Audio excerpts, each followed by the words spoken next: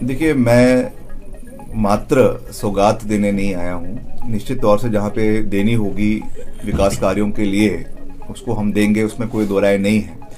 मगर मेरा जो मुख्य लक्ष्य है इलाके में आने का, कि जितने भी हमारे विकास के कार्य चल रहे हैं, चाहे वो सड़कें हैं, चाहे वो ब्रिजेस का काम है, चाहे वो अस्पतालों के कोई नए भवन बन रहे हैं या और भी कोई रेनोवेशन हो रहा है, उसमें गति लाई जाए।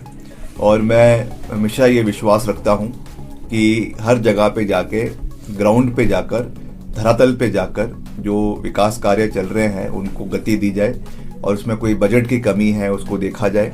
हमारे अभी पूरे जो हमारा सर्कल है चंबा का, डलहौजी सर्कल है पीडब्ल्यूडी का, उसमें करीबन 550 करोड़ के काम चले हुए हैं, जिसमें कई नाबार्ड के कार्य हैं, कई हमारे आरआईडीएफ के कार्य है, कई सीआरएफ के कार्य है, स्टेट हेड के कार्य है। आज भी जिस सड़क से अभी हम सलूनी से यहाँ तक आए हैं, अभी उसको पक्का किया गया है। उसकी करीबन 20-25 किलोमीटर की मेटलिंग टायरिंग का काम अभी हाल ही में ख़त्म हुआ है। कई हमारे पीएमजेएसवाई की सड़कें हैं जिनका अपग्रेडेशन का काम चला हुआ है पूरे इलाके के अंदर। आज मैंने सलूनी क्षेत्र में कई सड़कों का जो अपग्रेडेशन का कार्य है उसका जायज़ा लिया है और समय पे वो कार्य पूरे हो, अगले 4-5 महीने के अंदर, ये हमारी वचनबद्धता है। और इसीलिए हम जो हमारा ये दूर दराज का इलाका है तीसा का, यहाँ पर भी आए हैं और जितने भी यहाँ के विकास कार्य खास करके मेरे विभाग द्वारा चलाए जा रहे हैं उनको हम प्राथमिकता पे पूरा करने का हर संभव प्रयास करेंगे। और उसके साथ साथ जो कई लोगों ने यहाँ पे लिंक रोड्स के लिए, एम्बुलेंस रोड्स के लिए मांग करी है, उसको भी हम विभाग द्वारा लिया जाएगा। उसमें कई एफआरए के केसेस बनने हैं, वो भी बनाए जाएंगे।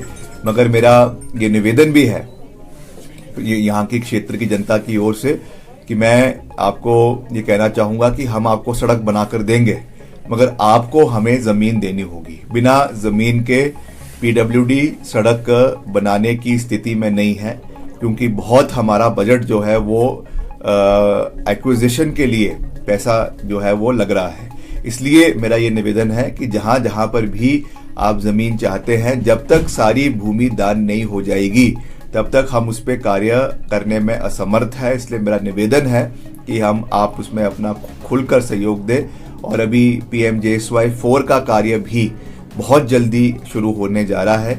उसमें भी हमारी बहुत सी जो ऐसे हमारे हैबिटेशंस हैं, ऐसे गांव हैं 100-200 के आबादी के, 150 की आबादी के, 200 की आबादी के, जो अभी तक सड़क मार्ग से नहीं जुड़ पाए हैं, उनको जोड़ने के लिए भी हमने बजट का प्रावधान किया है। करीबन उसमें 800 से 1200 किलोमीटर सड़कें हम पूरे प्रदेश के अंदर पक्का करने जा रहे हैं। करीबन 550 के करीबन ऐसे गांव हैं पूरे हिमाचल के अंदर, छोटी आबादी वाले, जिनको हम कनेक्ट करेंगे। और ख़ास करके ये हमारे तीसा इलाके के लिए बहुत महत्वपूर्ण है, क्योंकि यहाँ पे बहुत से ऐसे दूर दराज के इलाके हैं जहाँ पे अभी तक सड़क मार्ग गांव में नहीं पहुँच पाई है। तो इस पीएमजेएसवाई 4 के अंतर्गत उनको हम जोड़ने का पूरा प्रयास करेंगे। मगर फिर से ज़मीन की आवश्यकता होगी तो मेरा निवेदन रहेगा कि आप उसमें अपना समर्थन दें और मिलकर हम हिमाचल प्रदेश के हर इलाके का समान विकास करें। विपक्ष तो ठीक है, जो है हमला बोलेगा ही, वो तो हम भी जब विपक्ष में थे हम भी कोई कसर नहीं छोड़ते थे, तो वो तो अच्छी बात है, करना भी चाहिए। मगर मैं समझता हूँ कि मुद्दों के ऊपर विरोध होना चाहिए। मगर जिस तरीके से विपक्ष के पास कोई मुद्दा नहीं है, कभी मुर्गे की बात करते हैं, कभी समोसे की बात करते हैं, कभी जो है टॉयलेट टैक्स की बात करते हैं, जिन चीज़ों का कोई लोगों के साथ जो है सरोकार नहीं है, ऐसे मुद्दों को उछालने का प्रयास लगातार किया जाता है। ना तो कोई टॉयलेट टैक्स लिया गया है प्रदेश की जनता से, और कोई क्या खा रहा है, क्या पी रहा है, वो उनका निजी मसला है, तो उसके बारे में इस तरीके की राजनीति नहीं करनी चाहिए। वो इस चीज़ को दर्शाता है कि इनके पास कोई मुद्दा नहीं है, इनके पास कोई मसला नहीं है, इनके पास प्रदेश के जानकारी और हितकारी मसले नहीं हैं, इसलिए इस तरीके की जो है तथ्यहीन ये बातें करते हैं। मगर फिर भी हम मिलकर आगे बढ़ेंगे। जहां पर विपक्ष का सहयोग भी चाहिए होगा हम इनका सहयोग भी लेंगे, और केंद्र में भी हिमाचल का सहयोग हिमाचल को मिलना चाहिए। उसके लिए भी हम लगातार प्रयास कर रहे हैं। केंद्र सरकार से हिमाचल को पूरा सहयोग मिले, उसमें भी कोई राजनीति नहीं होनी चाहिए और उसमें विपक्ष की, खास करके जो उनके नेता प्रतिपक्ष है, पूर्व मुख्यमंत्री है, उनकी एक अच्छी भूमिका है। अगर वो सच में हिमाचल प्रदेश के हितैषी है तो वो हिमाचल को दिल्ली से सहयोग लाने में अपना पूरा समर्थन दे। हम भी उनका समर्थन करेंगे और हिमाचल को आगे ले जाने में मिलकर हम सब कार्य करेंगे।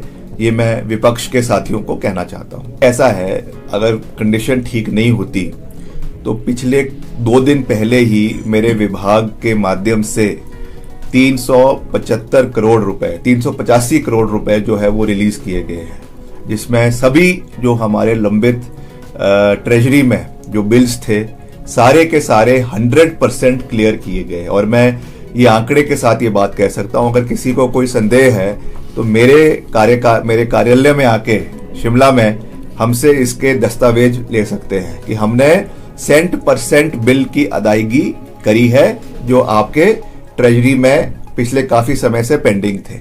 और अभी आने वाले समय में भी जो भी हमारे काम चले हुए हैं, चाहे वो स्टेट हेड के चले हुए हैं, चाहे वो रिलीफ के चले हुए हैं, चाहे वो आरएनआर के चले हुए हैं, चाहे वो पीएमजेएसवाई के हैं, नाबार्ड के हैं, सीआरएफ के हैं, हर कार्य जो प्रदेश हित में हो रहा है उसके लिए हम बजट का प्रोविजन करेंगे। ये लोक निर्माण मंत्री होने के नाते ये मेरा वचन है और इसको हम पूरा करेंगे। मगर ओवरऑल, क्योंकि सरकार केवल 5 साल की नहीं होती है, सरकार तो कंटिन्यूटी में चलती है।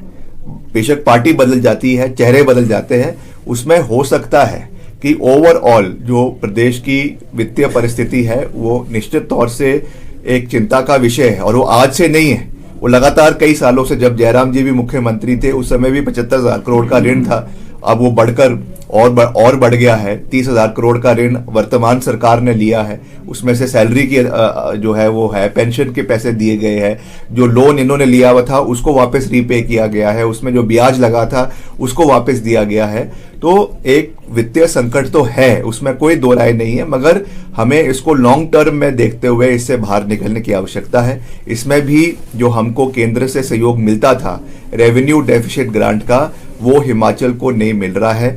पहले 13,000 करोड़ रुपए मिलता था आज से 5 साल पहले, अब वो मात्र 3,000 करोड़ रुपए रह गया है। तो ये मेरा भी निवेदन रहेगा कि हिमाचल के मसलों को मिलकर, दलगत राजनीति से ऊपर उठकर हमको केंद्र से भी उठाना चाहिए। हिमाचल को पूरा सहयोग मिलना चाहिए, मगर हिमाचल में जो भी हमारी जो अदायगी है लोगों के प्रति, उसको पूरा करना ये हमारी प्राथमिकता है, हमारी जिम्मेवारी है और उससे हम बिल्कुल भी पीछे नहीं हटेंगे। ये विश्वास मैं प्रदेश की जनता को देना चाहता हूं।